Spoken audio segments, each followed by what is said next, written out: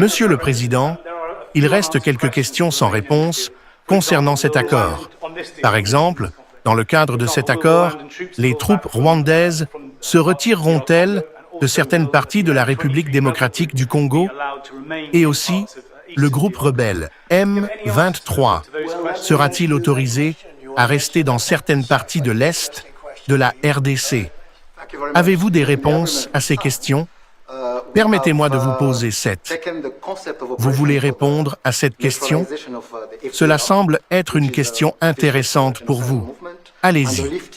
Merci beaucoup. Dans l'accord que nous avons signé, nous avons adopté le concept d'opération pour la neutralisation des FDLR, qui est un mouvement génocidaire vicieux, et la levée des mesures défensives. Cela a été signé l'année dernière, en novembre. Donc, nous mettrons en œuvre ce concept d'opération pour neutraliser ce mouvement qui déstabilise le Rwanda depuis de nombreuses années et pour lever nos mesures défensives. En ce qui concerne le M23, dans l'accord, nous avons également décidé de nous appuyer sur les pourparlers de DHA, car il y a actuellement des discussions entre l'AFCM 23 et le gouvernement de la RDC pour conclure un accord de paix qui complétera l'accord de paix de Washington. Donc, les deux aspects sont pris en charge. Merci, Monsieur le Président. Les États-Unis vont-ils faire respecter cet accord ou jouer un rôle? Nous travaillerons avec eux pour qu'il soit appliqué. Ils peuvent faire respecter leur propre accord, mais nous exercerons une forte pression pour nous assurer qu'il soit respecté. Les deux personnes dans cette salle sont très compétentes et elles y arriveront. Je pense qu'elles y arriveront. Elles aiment leur pays. C'est une chose que j'ai apprise très vite et elles veulent que cela se fasse. Elles savent que cela doit se faire, sinon de mauvaises choses arriveront. Mais je pense que nous sommes bien au-delà de cela. D'autres présidents auraient dû faire ce que je fais maintenant. Ils ne l'ont jamais fait. Je ne pense pas qu'ils aient jamais essayé. Je ne pense pas qu'ils n'auraient pas pu le faire. Je ne pense pas qu'ils aient essayé. Et s'ils l'avaient fait, ils n'auraient pas réussi. Monsieur le Président, pouvez-vous nous dire ce qui pourrait se passer si l'une des parties viole cet accord de paix? Car nous ne voulons pas que la guerre revienne en RDC. Je préférerais ne pas le dire. Je dirais simplement qu'il y a de lourdes sanctions en cas de violation. Et je ne pense pas qu'ils le feront. Je pense qu'ils sont sincères, mais nous avons des sanctions très sévères, financières et autres. Merci beaucoup. J'aimerais demander à Caroline, qui est devenue très célèbre, une grande star, et qui a une collègue, une amie qu'elle respecte beaucoup, originaire de la région, et qui sait exactement ce qui s'y passe. Caroline, pourrais-je vous demander de dire quelques mots? Oui, monsieur. Nous avons ici Ariana, qui vient du continent africain. Elle est journaliste ici, aux États-Unis depuis de nombreuses années, et elle a une histoire à partager avec la presse, les médias et ces deux fantastiques leaders qui vous ont rejoints aujourd'hui. Ariana, s'il vous plaît, pourquoi ne venez-vous pas ici pour parler afin qu'ils puissent vous voir? Bien sûr, ce serait formidable. Merci beaucoup. C'est un grand honneur. Merci, Monsieur le Président. Comme Caroline l'a mentionné, Monsieur le Président, je tiens d'abord à vous dire que je suis la seule journaliste africaine accréditée ici, à la Maison-Blanche, pour couvrir tout le continent. Je suis arrivé hier de la République démocratique du Congo. Je suis allé voir, de mes propres yeux, ce que ressentent les gens et le message du président Félix Tshisekedi concernant cet accord de paix à venir.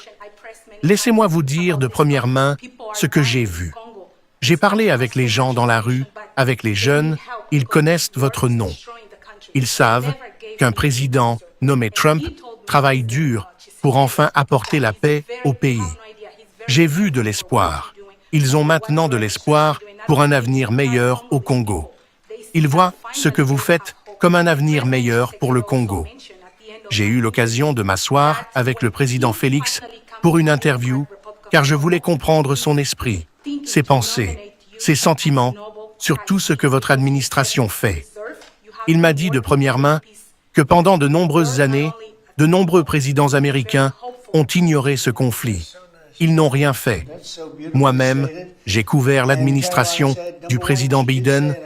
J'ai insisté à plusieurs reprises sur ce conflit.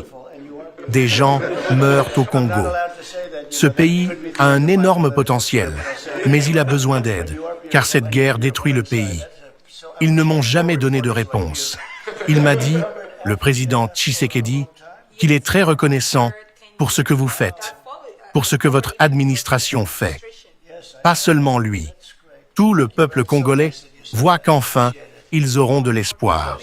Et le président Tshisekedi a également mentionné, à la fin de mon interview, que lorsque la paix arrivera enfin en République démocratique du Congo, il envisage de vous nommer pour le prix Nobel de la paix, car il a dit que vous le méritez.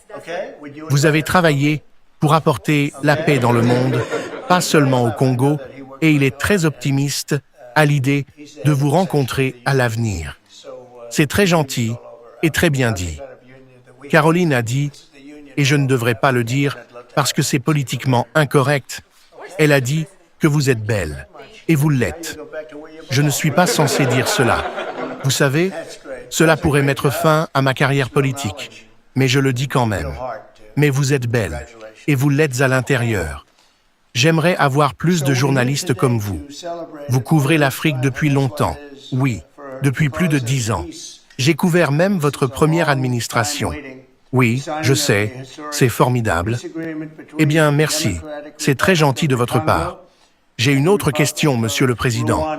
Puisque nous savons qu'en juillet ou à l'avenir, les présidents du Rwanda et du Congo viendront aux États-Unis.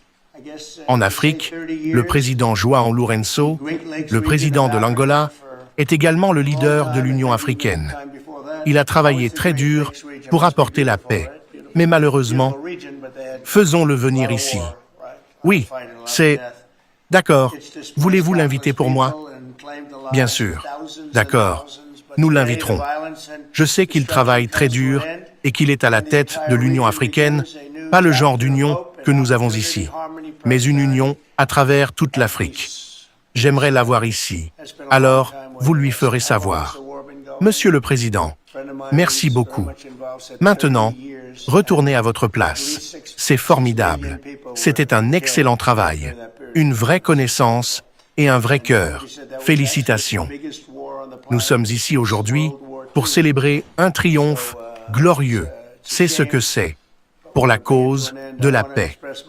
Cela faisait longtemps qu'on attendait la signature d'un accord de paix historique entre la République démocratique du Congo et la République du Rwanda.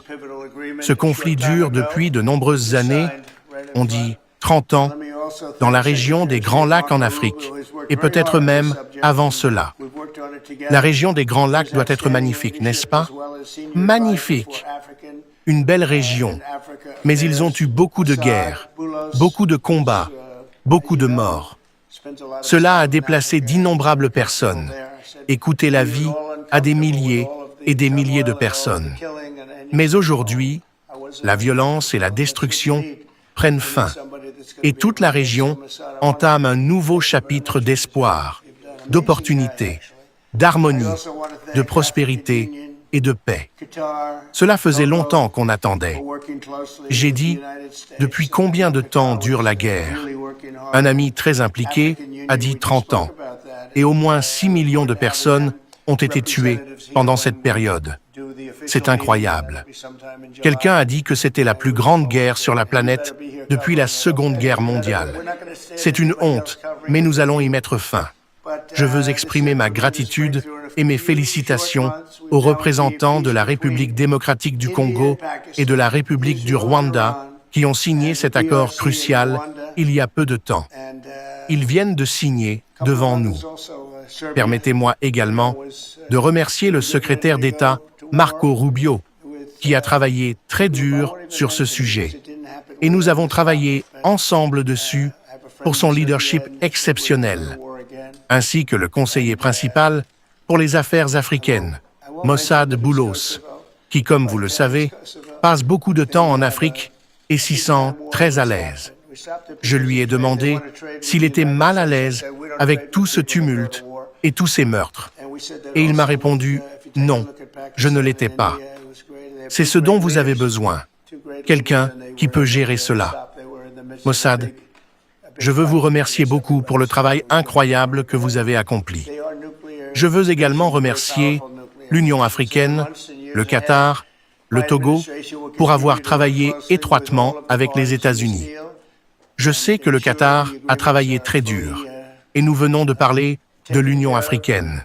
J'ai hâte de les accueillir ici, pour la réunion officielle, qui aura lieu en juillet. J'ai hâte d'y être, et vous feriez mieux d'être là pour couvrir l'événement.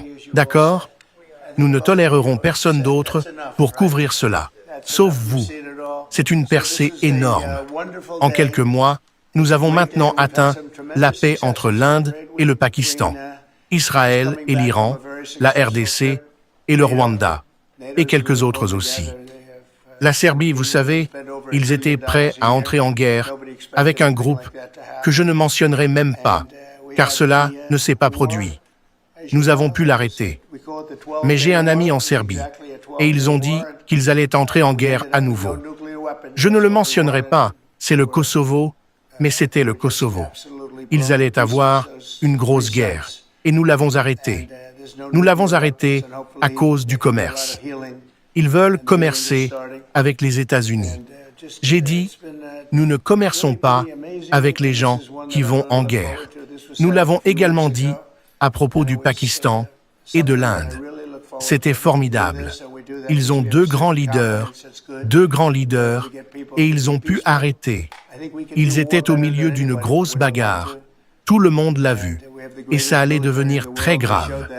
Ce sont des nations nucléaires très puissantes. Dans les mois et les années à venir, mon administration continuera à travailler étroitement avec toutes les parties à cet accord et à s'assurer que les accords sont pleinement respectés. Vous allez faire ce qui est dans l'accord. Nous dirons que vous feriez mieux de respecter l'accord, car si quelqu'un ne le fait pas, de mauvaises choses arriveront. Mais j'ai le sentiment qu'après 30 ans, je pense que vous êtes tous prêts. Je pense que vous avez tous dit que c'est assez, n'est-ce pas? C'est assez. Vous avez tout vu. C'est une journée merveilleuse, une grande journée. Nous avons eu un succès énorme. Ça a été une semaine formidable entre un voyage très réussi à l'OTAN. L'OTAN s'est vraiment unie.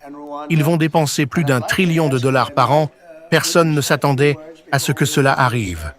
Nous avons eu la guerre, comme vous le savez, que nous appelons la guerre de 12 jours. C'était exactement une guerre de 12 jours. Et nous avons fini sans armes nucléaires. C'est ce que nous voulions. Ces 3 sites ont été complètement détruits. Et il n'y a plus d'armes nucléaires. Et j'espère qu'il y aura beaucoup de guérison. Et la guérison commence. Ça a été une semaine vraiment incroyable. Celle-ci, j'y tenais vraiment. Elle a été organisée il y a quelques semaines. Et c'est quelque chose que j'attendais vraiment. Si nous pouvons le faire, nous le faisons, car nous avons une certaine compétence, c'est bien. Nous pouvons amener les gens à être pacifiques. Je pense que nous pouvons faire la guerre mieux que quiconque, mais nous ne voulons pas. Nous avons la meilleure armée du monde. Ils l'ont montré en Iran.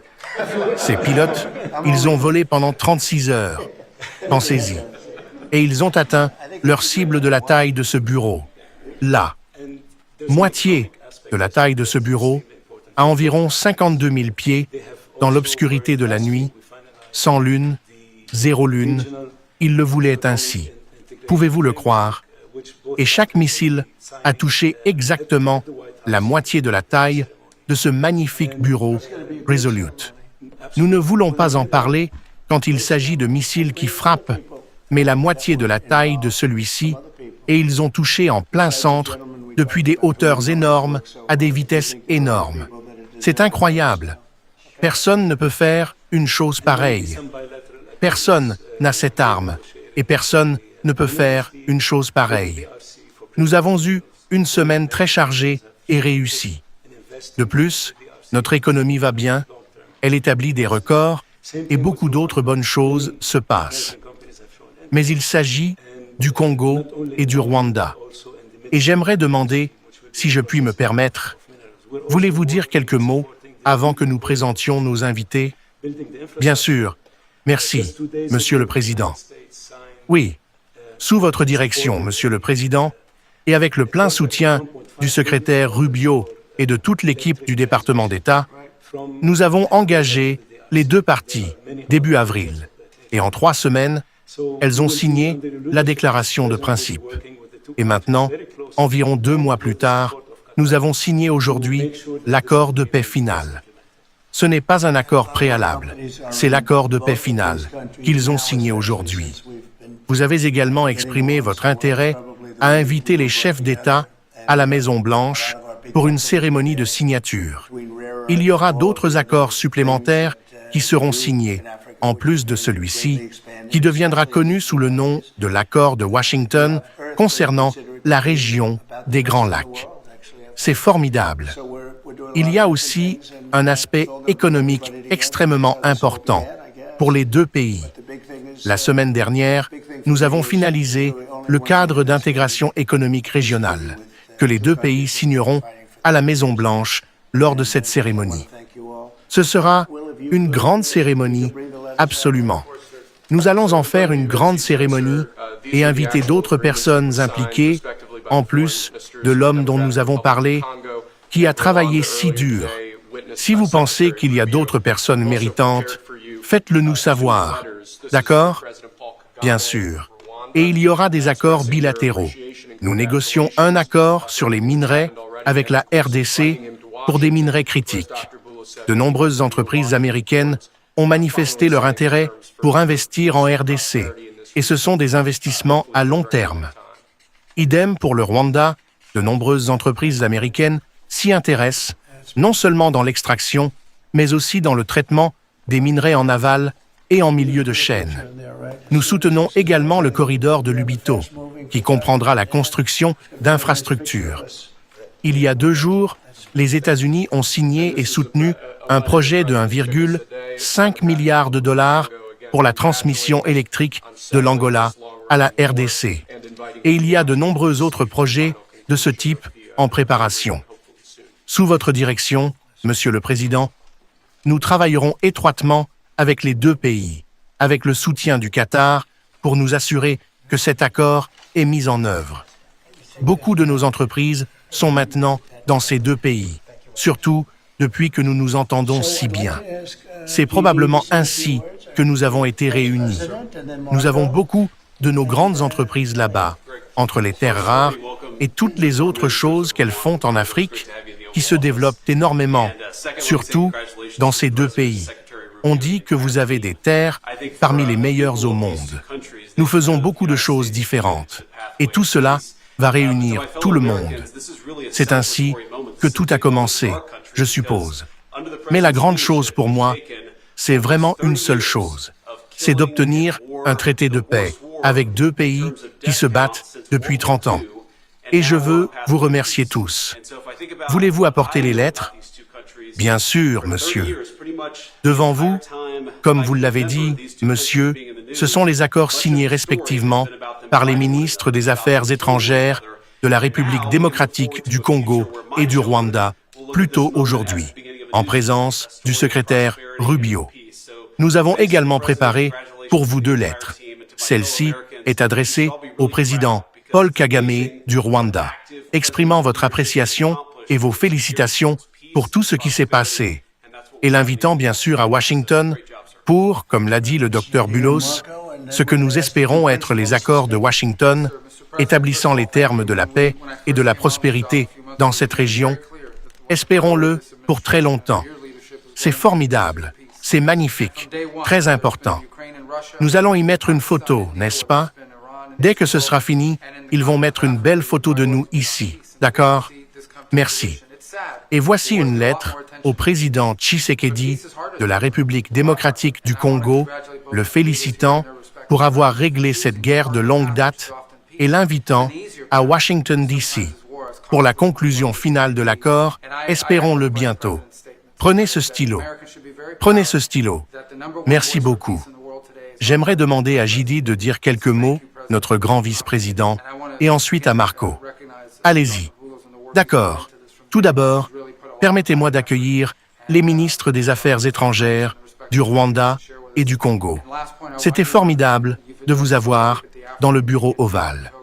Ensuite, permettez-moi de féliciter le président, le secrétaire Rubio et toute l'équipe. Je pense que pour les peuples de ces deux pays, ils devraient savoir que les États-Unis sont engagés sur la voie de la paix. Mais pour mes compatriotes américains, c'est un moment de célébration, un grand moment pour notre pays. Car sous la direction du président, nous avons pris ce qui était 30 ans de meurtre et de guerre, la pire guerre en termes de nombre de morts depuis la Seconde Guerre mondiale. Et maintenant, nous sommes sur la voie de la paix. Donc, si je pense à ce que je sais de ces deux pays pendant 30 ans, presque tout le temps dont je me souviens où ces deux pays faisaient la une des journaux, il s'agissait de leur combat, de leur meurtre mutuel. Maintenant, nous pouvons envisager un avenir où mes enfants verront ce moment comme le début d'une nouvelle histoire, une histoire de prospérité et de paix. Merci au président, félicitations à toute l'équipe et à mes compatriotes américains. Nous devrions tous être très fiers, car c'est incroyable ce que le leadership présidentiel actif peut accomplir lorsqu'il est orienté vers la paix et la prospérité. C'est ce que nous avons dans le bureau ovale en ce moment. Excellent travail, monsieur. Merci beaucoup. Et Marco, ensuite, nous demanderons aux deux principaux de parler. Oui, monsieur le président. Tout d'abord, merci. Lorsque je suis arrivé à ce poste, il y a quelques mois, vous avez clairement indiqué que la priorité de cette administration, sous votre direction, serait la recherche de la paix. Dès le premier jour, que ce soit en Ukraine et en Russie, au Pakistan et en Inde, en Iran et en Israël et sur le continent africain, votre priorité a été la paix. Aujourd'hui, nous voyons cela se concrétiser. Les guerres attirent beaucoup plus d'attention que la paix, mais la paix est beaucoup plus difficile que la guerre, beaucoup plus difficile. Je tiens à féliciter les deux leaders ici et leurs présidents respectifs pour avoir choisi la voie la plus difficile, qui est souvent celle de la paix, plutôt que la voie la plus facile, qui est parfois celle de la guerre, aussi coûteuse et sanglante soit-elle. J'appuie les propos du vice-président, à savoir que les Américains devraient être très fiers que la première voie pour la paix dans le monde aujourd'hui soit celle de notre président, votre président. Merci, président Trump, et je tiens à nouveau à reconnaître le docteur Boulos et le travail qu'il a accompli dès le premier jour. Il y a vraiment mis beaucoup de temps et d'efforts, comme nos amis des pays respectifs peuvent en témoigner. Enfin, je tiens à remercier, comme vous l'avez déjà fait, l'Union africaine, le Togo et le Qatar, qui ont été des partenaires extraordinaires et dont nous aurons besoin de l'aide continue pour concrétiser tout cela. Félicitations à vous deux. Merci, Monsieur le Président. Merci, excellent travail. Voulez-vous commencer? Peu importe. Voulez-vous commencer en premier? D'accord. Merci beaucoup. Merci beaucoup, Monsieur le Président, de nous accueillir ici. Je pense pouvoir résumer ma contribution en 3 points principaux. Tout d'abord, merci et félicitations pour cette étape remarquable qui met fin à 30 ans de conflits et de souffrances et qui redéfinit les perspectives de millions de Congolais et de citoyens de la région des Grands Lacs. Deuxièmement, restez engagés, restez à bord. Nous avons besoin des États-Unis pour s'assurer que cet accord tienne et que vous nous teniez responsables. Troisièmement, si vous restez à bord, je pense qu'il y a tant de perspectives pour transformer nos partenariats et ouvrir une ère de prospérité, de croissance et de relations bilatérales partagées qui vont bien au-delà des défis que nous avons partagés ensemble et qui peuvent enfin se concentrer sur le potentiel et la richesse que nous pouvons partager. Encore une fois, nos sincères remerciements de ma part, mais surtout, de la part du peuple de la République démocratique du Congo. Merci beaucoup. Magnifiquement dit, et j'ai hâte de rencontrer votre leader, une personne très respectée, comme vous le savez, très respectée dans le monde entier, mais en Afrique en particulier. Donc, en juillet, nous organiserons une grande cérémonie. Nous avons hâte d'y être. Merci beaucoup. S'il vous plaît, merci. Merci beaucoup, Monsieur le Président. C'est en effet un jour historique, car il s'agit de la signature d'un accord de paix entre le Congo et le Rwanda pour mettre fin à un conflit qui dure depuis 30 ans. Il y a eu de nombreuses médiations et facilitations par le passé, mais aucune n'a réussi. Nous croyons que c'est grâce à votre leadership et à votre engagement indéfectible dans ce processus, avec également une nouvelle approche d'intégration économique régionale, qui est importante pour permettre au Rwanda et à la RDC de travailler ensemble, car c'est une région très riche, avec du commerce transfrontalier, des minerais, des richesses naturelles. Avec les États-Unis à nos côtés, nous croyons que nous atteindrons une paix durable. Comme l'a dit mon collègue de la RDC, il est important que les États-Unis restent engagés, car aujourd'hui nous avons signé, mais maintenant nous devons mettre en œuvre ce que nous avons signé pour ouvrir cette nouvelle ère de prospérité dont vous parliez, afin que nous puissions récolter les dividendes économiques de la paix.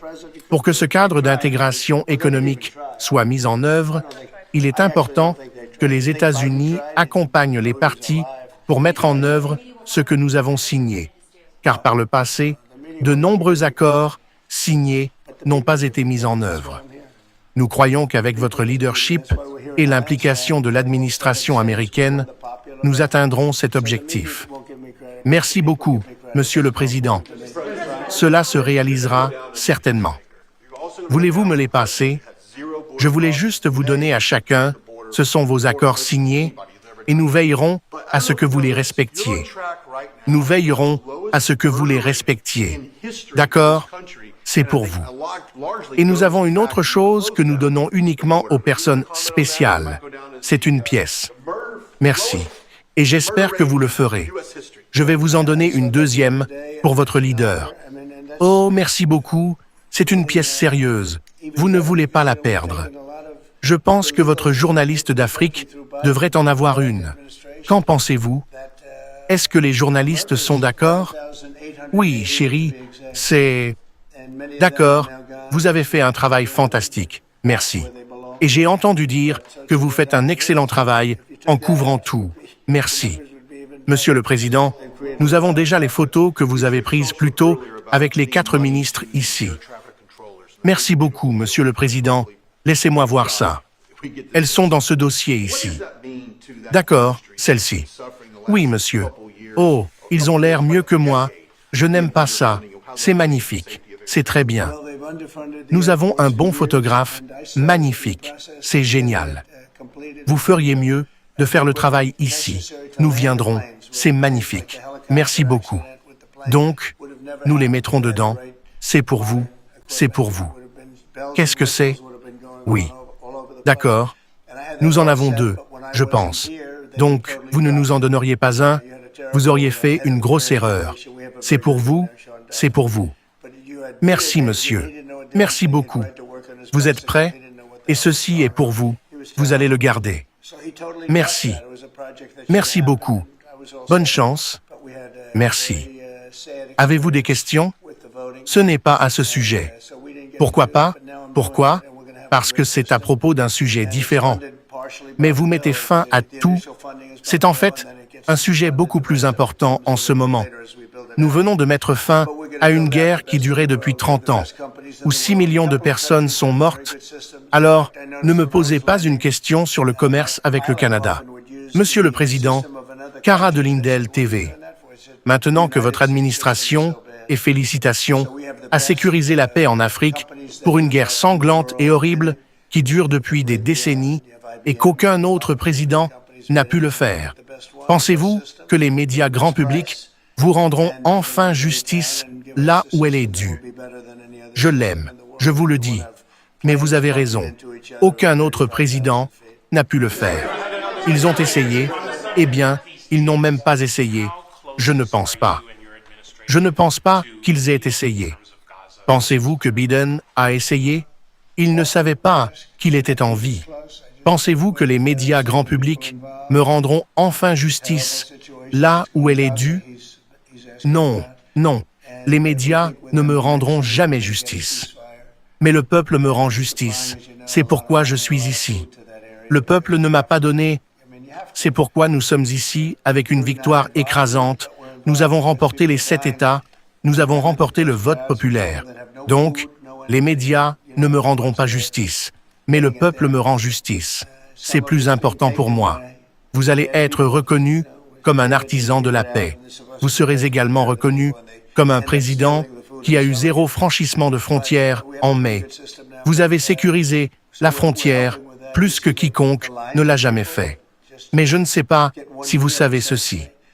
Vous êtes sur la bonne voie pour avoir le taux de meurtre le plus bas de l'histoire de ce pays. Et je pense que cela est en grande partie dû au fait que nous avons fermé la frontière. Voulez-vous commenter cela? Vous pourriez être le président avec le taux de meurtre le plus bas de l'histoire des États-Unis.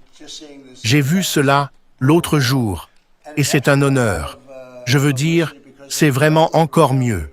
Car vous savez, nous avons accueilli beaucoup d'immigrants illégaux dans le pays sous l'administration Biden, des meurtriers, 11 888 pour être exact, et beaucoup d'entre eux sont maintenant partis. Nous nous en sommes débarrassés. Ils sont retournés là où ils doivent être. Donc, c'est un grand honneur. Vous savez, si vous enlevez cela, les chiffres seraient encore meilleurs. Vous avez publié sur Truth Social, plutôt à propos de l'argent pour les contrôleurs aériens et le grand et magnifique projet de loi que nous espérons, s'il vous plaît, Dieu, sera signé. Qu'est-ce que cela signifie pour cette industrie qui a souffert ces dernières années, probablement une décennie de sous-financement, et comment cela change la sécurité du voyage aérien? Eh bien, ils ont sous-financé les aéroports pendant des années. Et j'ai commencé le processus pour le compléter en termes d'équipements nécessaires pour faire atterrir les avions. Où l'accident d'hélicoptère avec l'avion n'aurait jamais eu lieu s'ils avaient eu le bon équipement moderne. Il y aurait eu des cloches et des sifflets partout. Et j'avais tout préparé, mais quand je n'étais pas là, ils l'ont complètement abandonné. Vous aviez un terrible chef des transports, nous avons un très bon maintenant, Sean Duffy, mais vous aviez Buttigieg, et il ne savait rien. Il allait au travail à vélo, il ne savait pas ce qui se passait, il était terrible. Donc, il a complètement abandonné ce projet qui aurait dû se réaliser. J'étais prêt, mais nous avons eu une expérience très triste avec le vote, et donc nous n'avons pas pu le faire. Mais maintenant, je le fais, et nous allons avoir un excellent système. Et il est partiellement financé par le projet de loi. Le financement initial est par le projet de loi. Et ensuite, le reste sera financé un peu plus tard, au fur et à mesure que nous le construirons. Mais nous allons construire le meilleur au monde.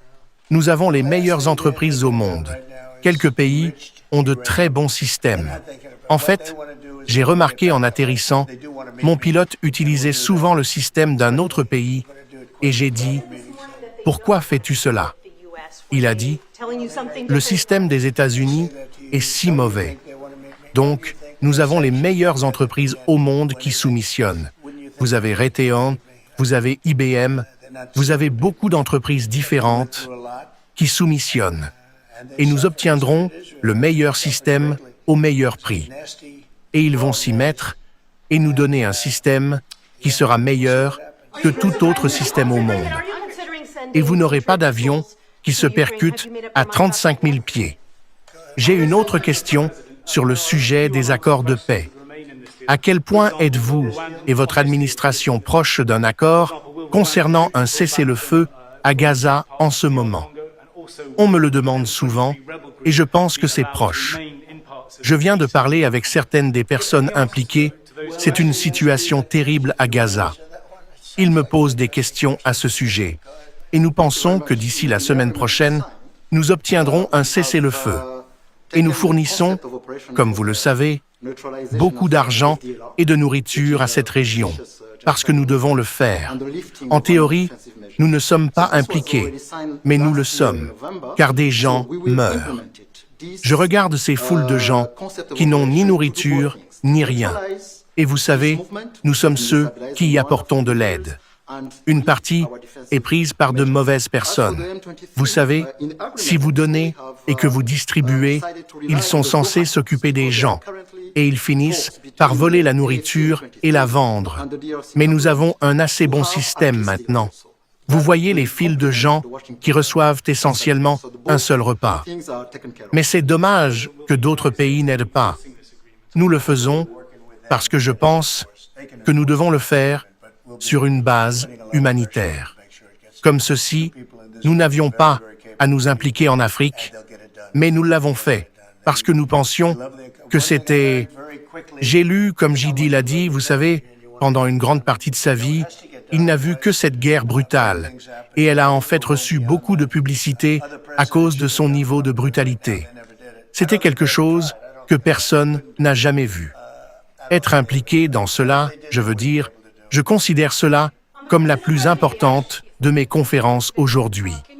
Nous venons d'avoir une grande victoire à la Cour suprême aujourd'hui, et tout le monde dirait que c'était important. Mais vous savez, nous parlons ici de sauver des milliers, probablement des millions de vies. C'est plus important que tout.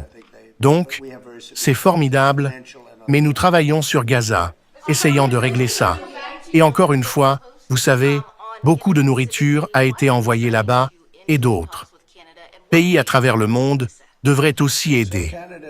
Et sur un autre conflit sur lequel je sais que vous travaillez, monsieur, est-il vrai que vous avez contacté Kim Jong-un de la Corée du Nord par lettre? Eh bien, s'il y a un conflit, je m'entends très bien avec lui, et nous résoudrons le conflit avec la Corée du Nord. J'ai une bonne relation avec Kim Jong-un, et je m'entends vraiment très bien avec lui. Donc, nous verrons ce qui se passe, mais quelqu'un dit qu'il y a un conflit potentiel. Je pense que nous le réglerons. S'il y en a un, cela ne nous impliquera pas. Mais encore une fois, nous sommes très loin de beaucoup de ces endroits où nous résolvons des problèmes. Mais j'aime le faire. J'aime le faire, et c'est la bonne chose à faire. Nous avons la capacité de le faire. Nous résolvons des choses qui n'étaient pas vraiment de notre ressort. La Serbie et le Kosovo, je vous l'ai dit, nous avons résolu un désastre potentiel. Je peux vous dire que certains pays dont vous n'entendrez pas parler, mais certains pays qui étaient prêts à entrer en guerre avec leurs voisins ne le feront pas. Et c'est une grande chose. Nous en avons plusieurs, mais je suis très heureux à propos de l'Inde et du Pakistan, car ils ont des armes nucléaires. Quand vous parlez de l'Iran, ils essayaient d'en obtenir, mais l'Inde a des armes nucléaires. Le Pakistan a des armes nucléaires de haut niveau, et résoudre cela était vraiment formidable. Nous l'avons fait par le commerce. C'était une grande chose. Monsieur, en ce qui concerne les armes nucléaires, êtes-vous préoccupé par le fait que les Iraniens puissent avoir de l'uranium enrichi à Pickaxe Mountain? La dernière chose à laquelle ils pensent en ce moment, c'est l'uranium enrichi. Ils n'y pensent pas. Ce qu'ils veulent, c'est reprendre une vie normale. Et ils veulent me rencontrer. Et nous le ferons rapidement. Nous allons le faire rapidement. Ils ne veulent pas rencontrer les États-Unis. Vous disent-ils quelque chose de différent en privé? Ils peuvent vous dire cela. Ne pensez-vous pas qu'ils veulent me rencontrer? Ne pensez-vous pas que nous avons des sanctions sur eux, qu'ils ne peuvent y rien faire? Ne pensez-vous pas qu'ils veulent me rencontrer? Je veux dire, ils ne sont pas stupides. Mais ils ont beaucoup souffert, et Israël aussi a beaucoup souffert. C'était 12 jours très désagréables, et nous verrons ce qui se passe. Envisagez-vous d'envoyer des missiles patriotes en Ukraine? Avez-vous pris une décision à ce sujet, Monsieur le Président? il reste quelques questions sans réponse concernant cet accord. Par exemple, dans le cadre de cet accord, sur ce conflit, les troupes rwandaises se retireront-elles de certaines parties de la République démocratique du Congo et aussi le groupe rebelle M23 sera-t-il autorisé à rester dans certaines parties de l'Est de la RDC? Avez-vous des réponses à ces questions? Permettez-moi de vous poser cette question. Voulez-vous répondre à celle-ci? Cela semble être une question intéressante pour vous. Allez-y. Merci beaucoup. Dans l'accord que nous avons signé, nous avons adopté le concept d'opération pour la neutralisation des FDLR, qui est un mouvement génocidaire vicieux, et la levée des mesures défensives. Cela a été signé l'année dernière en novembre. Donc, nous mettrons en œuvre ce concept d'opération pour accomplir ces deux choses. Neutraliser ce mouvement qui déstabilise le Rwanda depuis de nombreuses années et lever nos mesures défensives. En ce qui concerne le M23, dans l'accord, nous avons également décidé de nous appuyer sur les pourparlers de DHA, car il y a actuellement des discussions entre l'AFCM 23 et le gouvernement de la RDC pour conclure un accord de paix qui complétera également l'accord de paix de Washington. Donc, les deux aspects sont pris en charge. Merci, Monsieur le Président. Les États-Unis vont-ils faire respecter cet accord ou travailler avec eux pour qu'il soit appliqué? Ils peuvent faire respecter leur propre accord, mais nous exercerons une forte pression pour nous assurer qu'il soit respecté. Les deux personnes dans cette salle sont très compétentes et elles y arriveront. Je pense qu'elles y arriveront. Elles aiment leur pays. C'est une chose que j'ai apprise très vite, et elles veulent que cela se fasse. Elles savent que cela doit se faire, sinon de mauvaises choses arriveront. Mais je pense que nous sommes bien au-delà de cela. D'autres présidents auraient dû faire ce que je fais maintenant. Ils ne l'ont jamais fait. Je ne pense pas qu'ils aient jamais essayé. Je ne pense pas qu'ils n'auraient pas pu le faire. Je ne pense pas qu'ils aient essayé. Et s'ils l'avaient fait, ils n'auraient pas réussi. Monsieur le Président, pouvez-vous nous dire ce qui pourrait se passer si l'une des parties viole cet accord de paix, car nous ne voulons pas que la guerre revienne en RDC? Je préférerais ne pas le dire. Je dirais simplement qu'il y a de lourdes sanctions en cas de violation, et je ne pense pas qu'ils le feront. Je pense qu'ils sont sincères, mais nous avons des sanctions très sévères, financières et autres. D'accord, Monsieur le Président, revenons à votre publication sur Truth Social concernant le Canada. Pourquoi avez-vous décidé de mettre fin aux négociations commerciales avec le Canada et quel taux envisagez-vous de fixer? Le Canada a imposé une taxe sur certaines de nos entreprises et le Canada a été un pays très difficile à gérer au fil des ans. Vous savez, nous entendons parler du Canada, nous avons une excellente relation avec le peuple canadien, mais cela a été très difficile. Ils ont imposé une taxe et ils ont été un peu trop rapides. Nous l'avons découvert. Nous avons toutes les cartes en main. Toutes les cartes. Nous ne voulons rien faire de mal, mais ils ont, économiquement, nous avons un tel pouvoir sur le Canada. Je préférerais ne pas l'utiliser, mais ils ont fait quelque chose avec nos entreprises technologiques aujourd'hui, en essayant de copier l'Europe.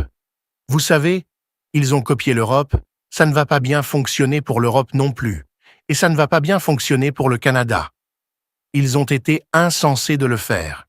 Donc j'ai dit, nous allons arrêter toutes les négociations avec le Canada maintenant, jusqu'à ce qu'ils se ressaisissent.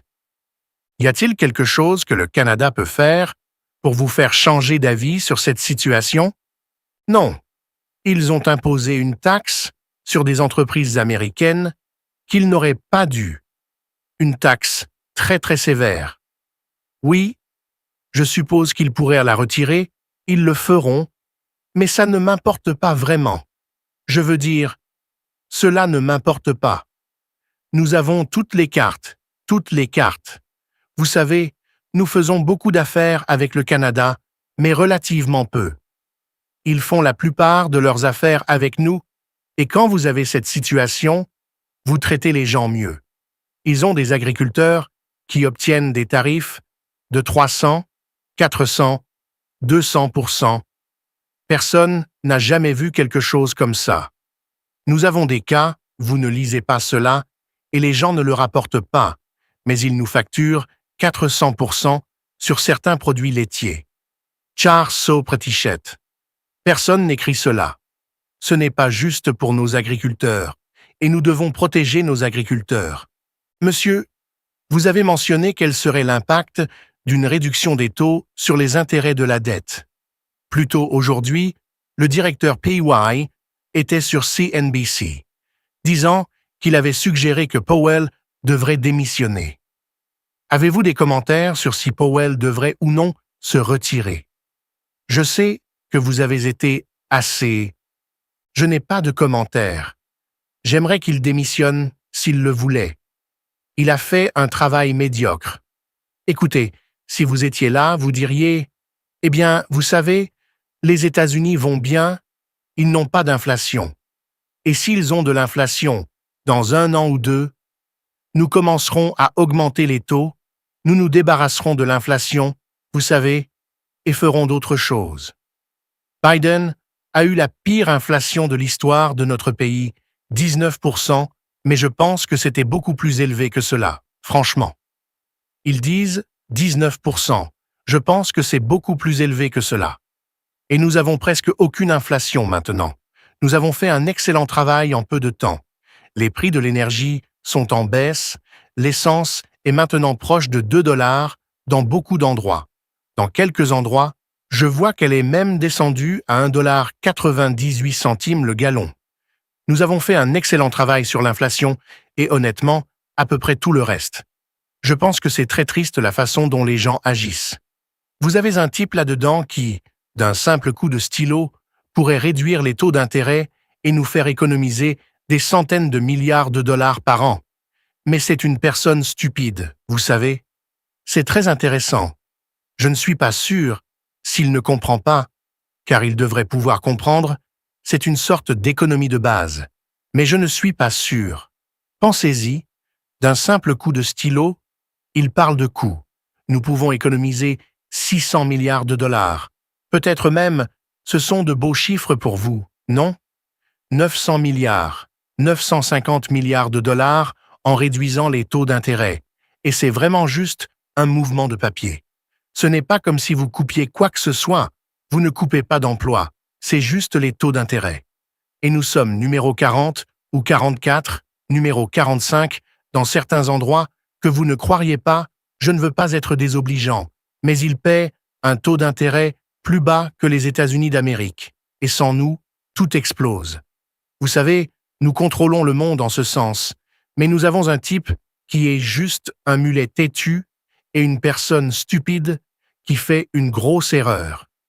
Il fait une erreur, et cela dure des années, car quand vous contractez la dette maintenant, j'ai donné des instructions à mes gens de ne pas contracter de dette au-delà de 9 mois environ, sortez ce type, et quiconque sera là réduira les taux. Si je pense que quelqu'un va maintenir les taux là où ils sont, ou quoi que ce soit, je ne vais pas le mettre. Je vais mettre quelqu'un qui veut réduire les taux. Il y en a beaucoup, et j'ai dit ce matin, beaucoup d'émissions économiques aujourd'hui disaient, vous savez, Trump a raison, il devrait réduire.